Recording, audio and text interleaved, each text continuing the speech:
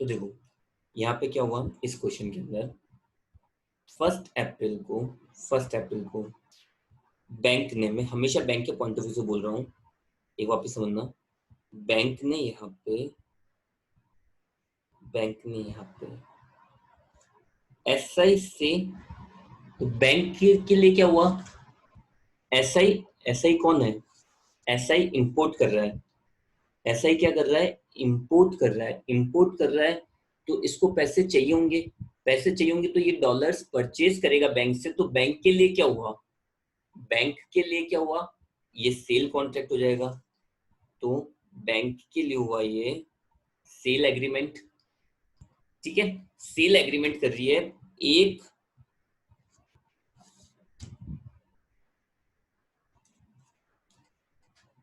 एक अप्रैल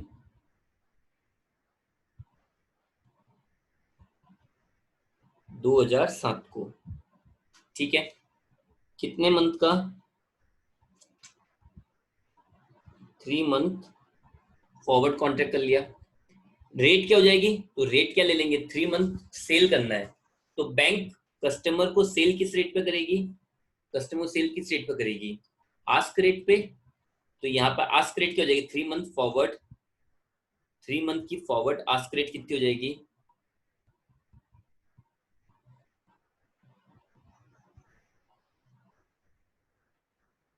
3 मंथ्स की forward ask rate कितनी हो जाएगी, ये रही 42.50, तो कॉन्ट्रैक्ट की रेट कितनी हो जाएगी, rupees per dollar is equal to 42.50, simple, ये हमारे कॉन्ट्रैक्ट की रेट हो गई, इस रेट पे हमने बैंक ने कस्टमर से कॉन्ट्रैक्ट कर रखा है, ओके, तो इसकी ड्यू डेट क्या हुई, अगर मैं यहाँ पे ड्यू डेट निकालूं, ड्यू डेट क्या हो जाएगी, 3 मंथ्स का फॉरवर्ड कॉन्ट्रैक्ट है, तो अप्रैल मई जून, ड्यू डेट हो जाएगी 30 जून 2007 या फिर 1 जुलाई 2007, एक ही बात है, बट बेसिकली ये ड्यू डेट होती है, अगर 1 अप्रैल को 3 मंथ्स का फॉरवर्ड कॉन्ट्रैक्ट किया है, तो ड्यू डेट क्या होगी, 1 अप्रैल से 1 मई, 1 जून, और 1 जुलाई नहीं, 30 जून, ठीक है, चलो, इसके बाद में आगे क्वेश्चन में क्या बोला हुआ है, ऑन 1 जुलाई 2007, दैट मीन्स हम लोग इसको ड्यू डेट मान लेते हैं, the American company expressed its inability to supply the last instalment of 3 lakh Blu-ray disc due to export restriction in US, so SI required SI to settle for the quantity supplied, spot rate on 1 जुलाई ये दे रखी है, so point number A क्या बोल रहा है, ascertain the total cash outgo for SI, तो मतलब SI के लिए टोटल कैश का आउटफ्लो देखना है, for purchase of 7 lakh blue red disc, 7 lakh disc उसने परचेज किया है, तो एक क्वेश्चन का आंसर दो, यहाँ पे कैंसिलेशन हुआ है ऑन ड्यू डेट, कैंसिलेशन कब हुआ है, ऑन ड्यू डेट, ओके, तो गेन होगा तो कस्टमर को देना चाहिए या नहीं देना चाहिए, यस और नो,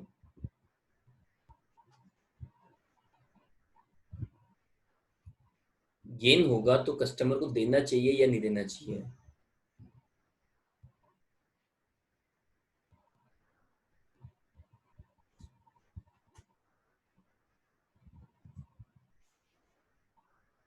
ऑब्वियसली देंगे, केवल और केवल लेट कैंसिलेशन के अंदर ही हम लोग ऐसा नहीं करते हैं, लेट कैंसिलेशन क्यों, लेट कैंसिलेशन के अंदर बैंक को काफी सारी फॉर्मेलिटीज पूरी करनी पड़ती है, बाकी ड्यू डेट कैंसिलेशन और अर्ली कैंसिलेशन दोनों के अंदर ही, ड्यू डेट कैंसिलेशन और अर्ली कैंसिलेशन दोनों के अंदर ही एक बैंक जो भी गेन होगा वो कस्टमर को पे करेगा और लॉस होगा तो रिकवर करेगा, द पॉइंट इज केवल और केवल लेट कैंसिलेशन के अंदर ही गेन को होल्ड कर लेते हैं, लेट कैंसिलेशन में ही गेन को होल्ड करते हैं, बाकी जितने भी कैंसिलेशंस हैं,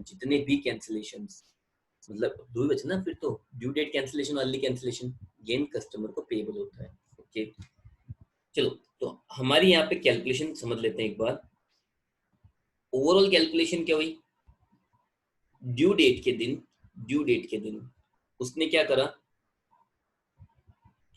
करा, टोटल उसकी रिक्वायरमेंट कितनी थी,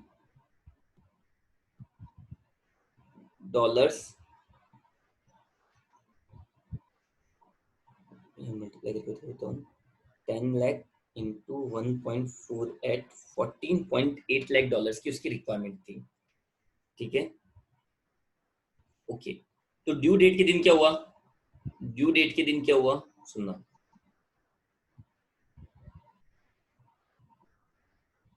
ड्यू डेट के दिन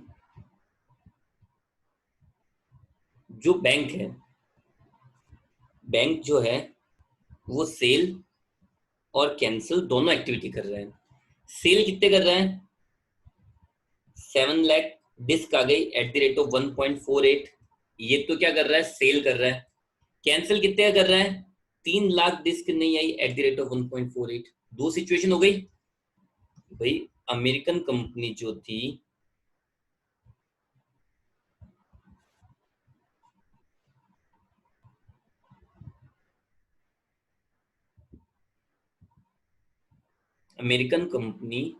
थी, उसने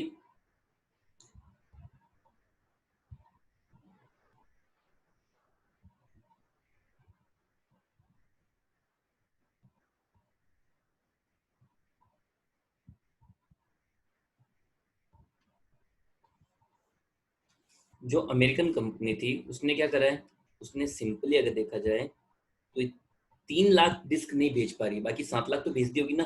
तो देखो यहाँ पे क्या हो जाएगा, 7 लाख तो वो सेल कर देगा। हमारा एग्रीमेंट कितने का था, एग्रीमेंट किस रेट पे किया था हम लोगों ने, 42.50 के हिसाब से, तो 7 लाख डिस्क तो वो सेल कर देगा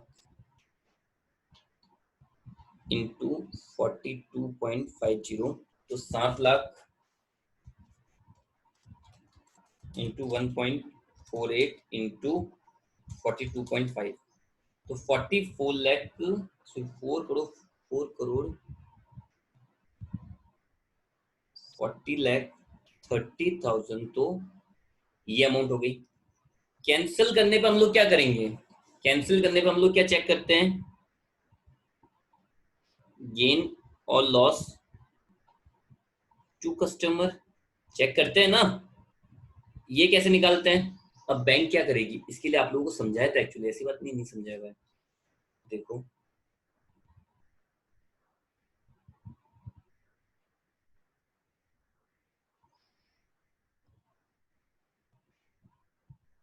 ड्यू डेट कैंसिलेशन में आप लोगों को क्या समझाया था, spot rate for new contract on cancellation date.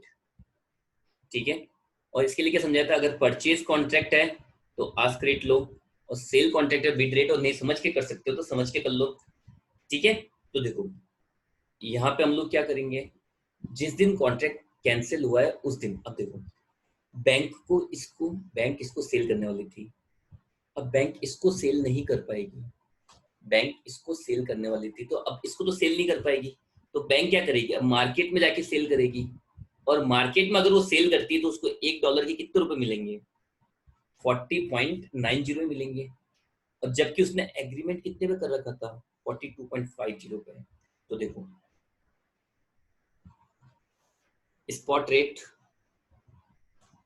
Spot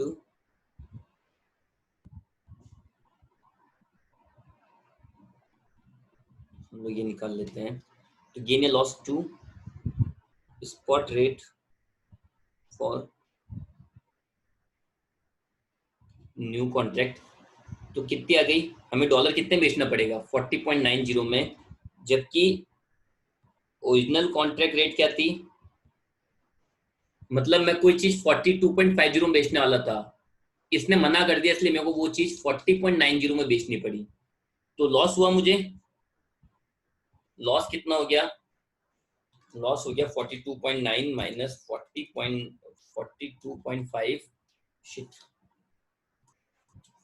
42.5 minus 40.9 into 1.6 into कितने का कैंसिल हुआ,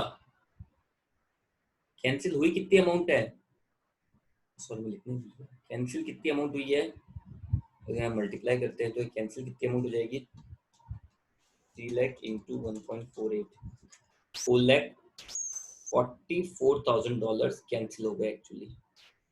तो आप लोगों को क्या निकालना पड़ेगा, गेन और लॉस, तो वो निकाल रहे हैं, तो मैं मल्टीप्लाई किससे कर दूंगा, 4,44,000 से, ठीक है, तो इंटू 1.6, तो 7 लाख। आपको क्या करना है, रिकवर फ्रॉम कस्टमर, कस्टमर से रिकवर करेंगे। तो चलो, हमारे से क्या पॉइंट पूछा है, क्वेश्चन की लैंग्वेज पढ़ लेते हैं एक बार, क्वेश्चन में पूछा क्या actually, ascertain the total cash outgo for SI limited, SI limited के लिए टोटल कैश आउटगो कितनी है, तो भाई सिंपल सी बात है,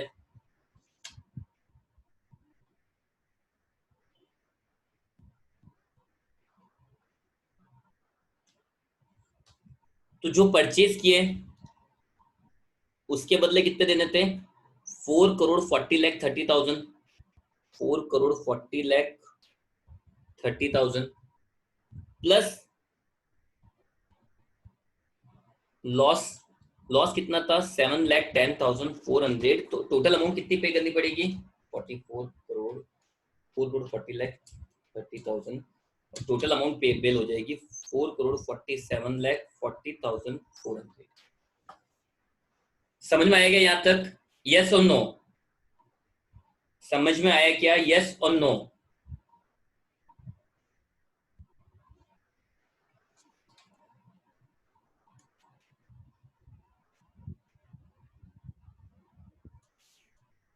चलिए नेक्स्ट, इसी में एक और पॉइंट बोल रहा है, point number B, point number B क्या बोल रहा है,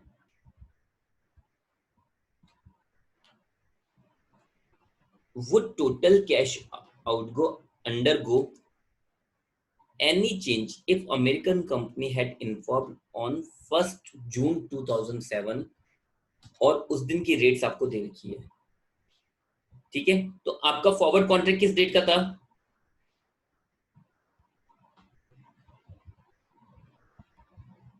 आपने कॉन्ट्रैक्ट किया था 1 अप्रैल को, 3 महीने का, दैट मींस ड्यू डेट हुई 30 जून, और इस बंदे ने कब इन्फॉर्म कर दिया आपको, 1 जून को, ठीक है, ये इसको 1 जुलाई बोल देता हूँ ताकि कंफ्यूजन थोड़ा कम हो। इसने कब इन्फॉर्म कर दिया आप लोगों को, देखो इसने कब इन्फॉर्म किया है, 1 जून को, तो जब 1 जून को इन्फॉर्म कर रहा है, जब 1 जून को इन्फॉर्म कर रहा है, तो बैंक क्या करेगी, बैंक क्या करेगी,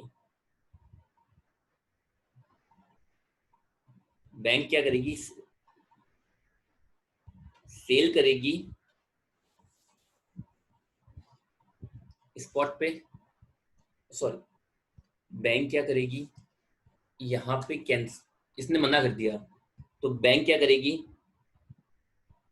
कैंसिल कर देगी, बैंक क्या कर देगी, कैंसिल कर देगी, और उसी टाइम कितना टाइम बाकी, 1 मंथ, तो book forward contract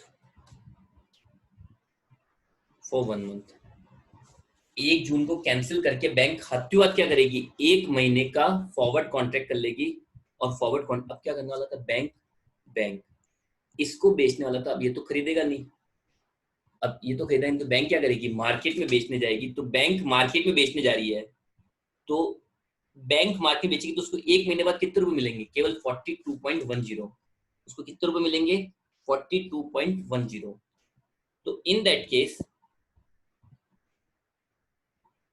at the rate of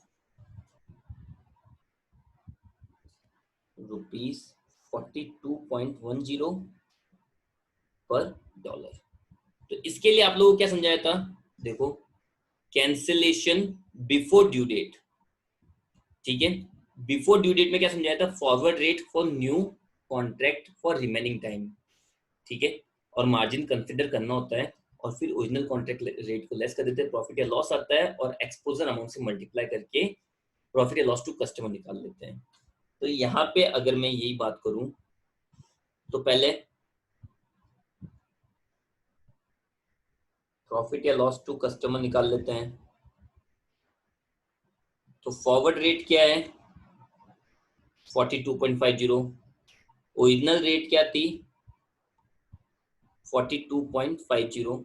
तो प्रॉफिट हो रहा लॉस हो रहा, तो ऑब्वियसली देखो मेरे को 42.5 में बेचना था, मैं 42.1 में बेचूंगा, ठीक है। 42.5 में बेचना था, मैं 42.1 में बेचूंगा। तो इन दैट केस मुझे ऑब्वियसली लॉस होगा 0.40 का। तो टोटल लॉस कितना हो जाएगा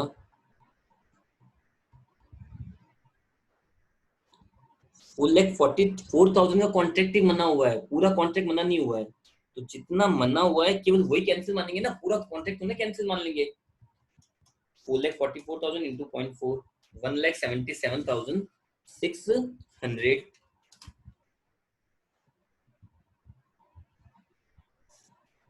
तो रिकवरेबल अमाउंट कितना जाएगी, टोटल कैश आउटगो कितना जाएगा,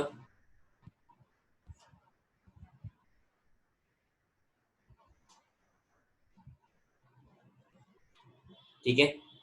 परचेज कितने करे 4,40,30,000 के, और लॉस कितना है 1,77,600 का, और ये आ जाएगा आप लोगों के लॉस, ठीक है, आउटफ्लो। तो 2 पॉइंट हमने एक बार में क्लियर कर लिए, कैंसिलेशन ऑन ड्यू डेट भी क्लियर कर लिया, और कैंसिलेशन बिफोर ड्यू डेट भी क्लियर कर लिया। आई बात समझ में, यस और नो, यस और नो।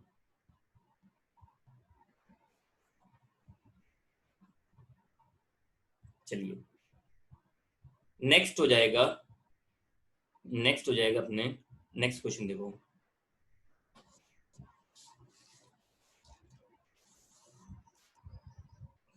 क्वेश्चन ध्यान से देखना।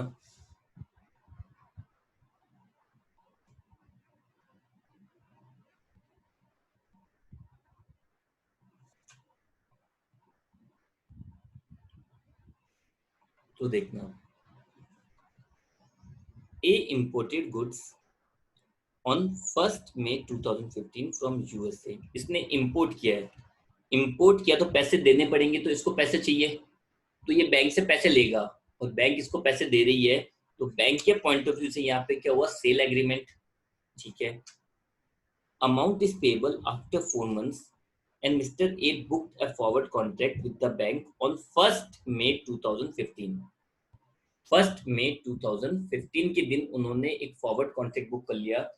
तो in that case forward rate क्या हो जाएगी, सिंपल पॉइंट है भाई, 4 months का है, 4 months का मतलब क्या हुआ मई 4 months। तो देखो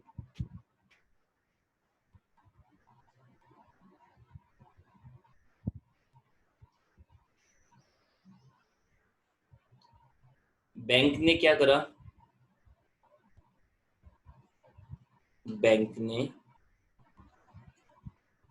ने एक कस्टमर के साथ में, मतलब मिस्टर ए के साथ में एक सेल एग्रीमेंट करा है। सेल एग्रीमेंट कब करा है 1 मई 2015 को, 4 month फॉरवर्ड कॉन्ट्रैक्ट कितने डॉलर्स का, $50,000 का, ठीक है। तो इसकी ड्यू डेट क्या हो जाएगी, इसकी ड्यू डेट होगी, ड्यू डेट इसकी क्या हो जाएगी, तो मई जून जुलाई अगस्त। तो मैं ये बोल सकता हूँ कि 31 अगस्त 2015। तो रेट क्या हो जाएगी at the rate of, forward rate क्या हो जाएगी, तो फॉरवर्ड रेट के लिए मैं क्या करूंगा,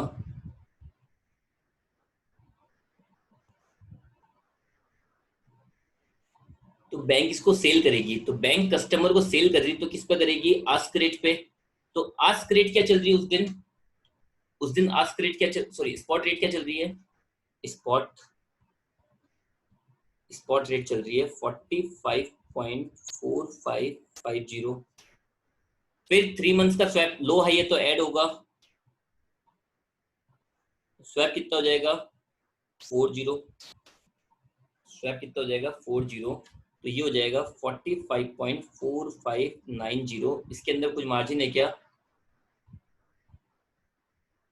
मार्जिन है क्या?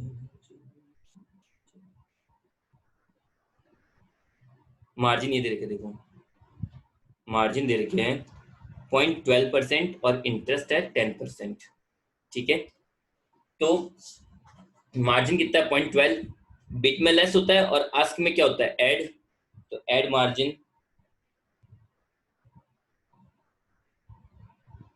एट द रेट ऑफ 0.12%, और ये हो जाएगी 45.4590, तो 40 प्लस 0.12%, तो 45.513536। ठीक है, तो ये हमने किस रेट पे किया है? 45.5136 पर डॉलर। ठीक है, आगे नेक्स्ट क्या बोल रहा है ये? नेक्स्ट क्या बोल रहा है? Bank covered its position in the market at 45.40। Bank ने अपनी पोजीशन किस पे कवर कर रखी है? 45.40 पे। ठीक है, और बैंक ने आगे परचेज का कॉन्ट्रैक्ट किया होगा, बैंक ने वापस परचेज का कॉन्ट्रैक्ट किया होगा, मतलब एक तरह से नहीं यार,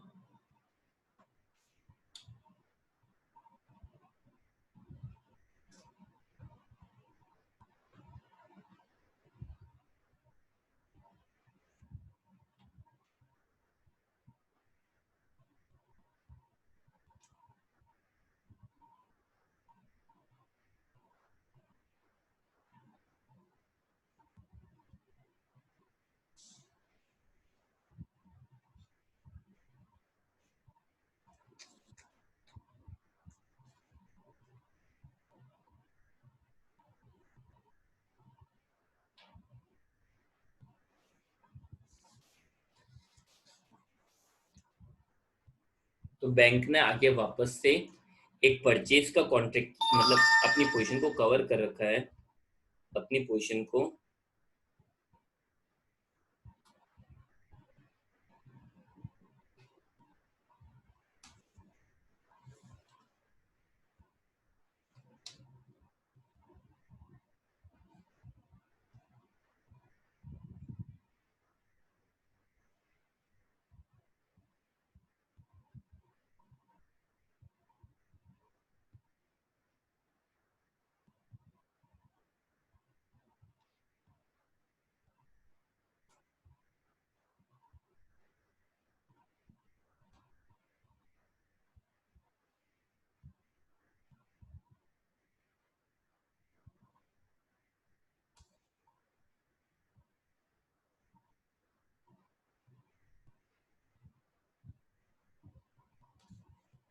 मैं वापस से लिख रहा हूँ ना।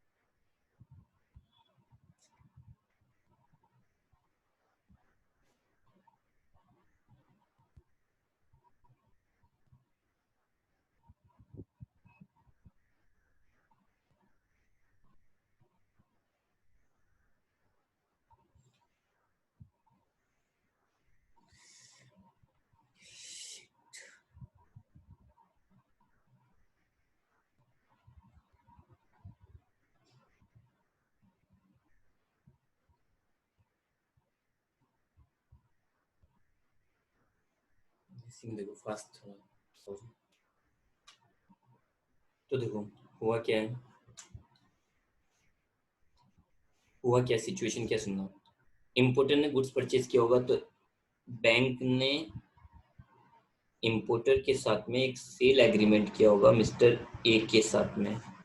ठीक है, कितने, 1 मई 2015 को कितने डॉलर 50,000 परचेज करने का, और हमने रेट निकाली थी, हमने एक्सचेंज रेट निकाल ली थी 40।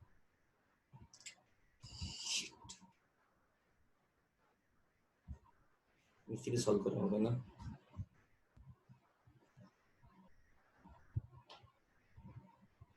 तो देखो बैंक है, बैंक ने एक सेल एग्रीमेंट किया है 1 मई 2015 को कितने डॉलर्स परचेज करने का।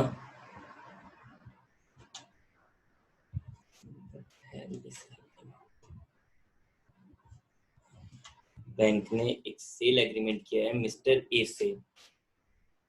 ठीक है, कब, 1 मई 2015 को। तो इसकी ड्यू डेट हो जाएगी, ड्यू डेट हो जाएगी 31 अगस्त 2015। कितने डॉलर्स, 50,000 रुपए परचेज करने का। और इसके लिए हमने फॉरवर्ड रेट क्या निकाल ली थी, फॉरवर्ड रेट निकाल ली थी, स्पॉट रेट कितनी थी, स्पॉट रेट हम लोग कस्टमर को सेल कर रहे हैं, तो सेल कर रहे हैं तो हमारी क्या लेंगे, आस्क रेट 4.4550, 5.4550 प्लस जो भी स्वैप पॉइंट है, स्वैप पॉइंट कितने थे, स्वैप पॉइंट थे अगस्त के लिए 0.40, लो हाई है तो इसमें ऐड करेंगे, तो ये आ गया 45.4590। एक्सचेंज मार्जिन था, आज रेट में ऐड होगा margin at the rate of 0.12% and the rate was 45.5136। मतलब मैंने जो फॉरवर्ड कॉन्ट्रैक्ट किया था वो किया था एट द रेट ऑफ ₹45.4536 पर डॉलर के हिसाब से, और मैंने अपनी पोजीशन को कवर कर रखा है। कवर मीन्स मैं परचेज करूंगा at the rate of, cover position कितनी देर की है, 45.40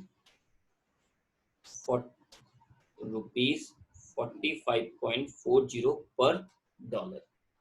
ठीक है, ओके, चलो नेक्स्ट। ये हमारी सिचुएशन थी अब तक की। अब क्या बोल रहा है कस्टमर, ठीक है, ऑन 31 अगस्त हमारा कुछ एक्सचेंज रेट दे रखी है, 31 अगस्त के दिन स्पॉट 1 मंथ स्वैप पॉइंट्स ये सब दे रखे हैं, एक्सचेंज रेट दे रखी है 12 सितंबर के दिन सब कुछ। ठीक है, आपको एक्सचेंज मार्जिन दे रखा है, इंटरेस्ट रेट दे रखी है, bank swap buy selling spot and buy 1 month forward, customer request for cancellation on 12 सितंबर। कस्टमर रिक्वेस्ट कब कर रहा है, 12 सितंबर को। कस्टमर रिक्वेस्ट कब कर रहा है, 12 सितंबर। कैंसिल रिक्वेस्ट 12 सितंबर, तो विद इन 14 डेज है, विद इन 14 डेज है, तो हम लोग 3 कैलकुलेशन करते हैं यहाँ पे, आपको ध्यान हो तो, स्वैप लॉस, कैंसिलेशन चार्जेस या कैंसिलेशन लॉस, और प्लस माइनस इंटरेस्ट। तो पहले निकाल लेते हैं स्वैप लॉस। स्वैप लॉस कैसे निकालते हैं, 3 कैलकुलेशन करते हैं। पहले निकालते हैं हम लोग, सबसे पहली चीज निकाल लेते हैं स्वैप लॉस। स्वैप लॉस का सीन क्या रहेगा, बैंक क्या करेगी, बैंक क्या करेगी, स्पॉट पे जो कॉन्ट्रैक्ट था उसको कैंसिल कर देगी, स्पॉट पे जो कॉन्ट्रैक्ट था उसको क्या करेगी, कैंसिल करेगी। तो देखो 31 अगस्त के दिन कस्टमर आए नहीं, 31 अगस्त के दिन कस्टमर, जो हमारा ड्यू डेट था उस दिन कस्टमर नहीं आया, तो मैंने जो मार्केट से परचेज किए थे, मार्केट से मैंने जो परचेज किए थे कितने के हिसाब से, 45.40 के हिसाब से, उसको मेरे को मार्केट में उसी टाइम अब क्या करना पड़ेगा, सेल करना पड़ेगा। मार्केट में मैं सेल कर रहा हूँ, मैं क्या कर रहा हूँ, मार्केट के अंदर सेल कर रहा हूँ। तो इन दैट केस मैं सेल किस पे करूंगा, स्पॉट रेट के ऊपर, स्पॉट पे सेल करूंगा और इमीडिएटली 1 मंथ का एक फॉरवर्ड कॉन्ट्रैक्ट, काउंटर कॉन्ट्रैक्ट और करूंगा, काउंटर कॉन्ट्रैक्ट और करूंगा 1 मंथ के लिए। 1 मंथ का काउंटर कॉन्ट्रैक्ट क्या करूंगा, 1 मंथ का काउंटर कॉन्ट्रैक्ट क्या करूंगा कि भाई अब भी मैं स्पॉट पे परचेज करके सेल कर रहा हूँ, लेकिन लेकिन अल्टीमेटली इन फ्यूचर अगर कस्टमर आ गया तो मैं क्या करूंगा, तो इसके लिए मैं क्या करूंगा, 1 मंथ का एक फॉरवर्ड कॉन्ट्रैक्ट कर लूंगा। ठीक है, स्वैप रेट आ जाएगी, तो चलो इसके बेस पे हम लोग कर लेते हैं swap loss, spot rate for sale. Spot rate for sale, तो वो रेट क्या थी हमारे लिए 43.75। ठीक है, और 1 month forward rate for counter contract, 1 month forward rate for counter contract. तो काउंटर कॉन्ट्रैक्ट के लिए क्या मार्जिन ध्यान रखेंगे, नहीं, काउंटर कॉन्ट्रैक्ट में मार्जिन का ध्यान नहीं रखते हैं, तो वो रेट क्या हो जाएगी, वो रेट क्या हो जाएगी 45.7580 थी। और स्वैप पॉइंट्स ऐड होंगे या लेस होंगे, हाई लो है तो क्या होंगे, लेस होंगे, तो ये हो जाएगी 45.7570। तो ये हो जाएगी 45.7570, 45.7570। तो ये आ जाएगा आपके स्वैप लॉस। स्वैप लॉस कितने का आ रहा है, 0.007 का। ठीक है, ये एक बार मेरी बात सुनो, इसकी एक फोटो, इसकी स्क्रीनशॉट लो फटाफट से, क्योंकि टाइम अप होने वाला है, तो मैं नेक्स्ट क्लास में इसको कंप्लीट कर पाऊंगा, नहीं तो आप जब तक कंप्लीट करने ट्राई करना, जल्दी से स्क्रीनशॉट लो इसका।